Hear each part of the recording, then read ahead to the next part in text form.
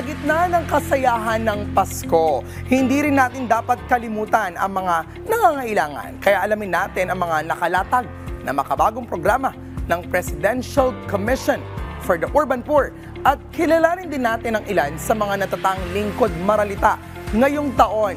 Panoorin po natin ito.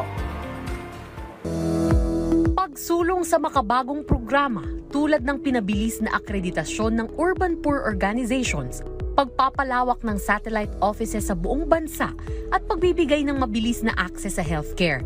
Ito ang makabagong programa na binibigyang pansin sa pamumuno ni Chairperson Maynardo Sabili. Actually, i-inform natin sila na nakahanda na ang PCUP upang mailatag ang magandang programa ng pamahalaan. Of course, sa mandato ng ating Pangulong, Ferdinand Marcos Jr., na may bigay ang benepisyo ng Universal Health Act, Healthcare Act. Yan ang inilalatag ng PhilHealth.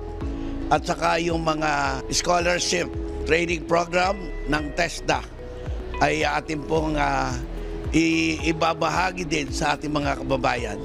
At syempre, yung ibinibigay ng ating mga pang-medical, katulad ng ibinibigay ng Department of Health, Philippine Charity Sweepstakes Office, ay ating pong ipamamahagi sa ating mga kababayan sa pagitan ng ating mga satellite offices na inalalagay na ngayon dito sa ating iba't ibang lugar dito sa ating Luzon, Visayas at Mindanao.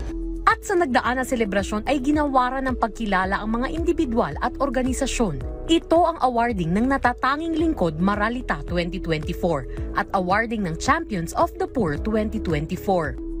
Ang pag-unlad ng ating bansa ay makikita sa kalagayan ng ating mga mamamayan. Kaya pag umangat ang buhay ng mamamayan, sa pamamagitan ng ating mga paraan, ay dadating ang paraon na makakamtan ang kaginawahan hanggang sa mga kababayan nating mahihirap. Ang pagkakaisa ng mga ahensya ay isa sa malaking paraan para mas paiigtingin pa ang pagbubuklod-buklod at pagkakaisa para sa maginhawang buhay ng mamamayan.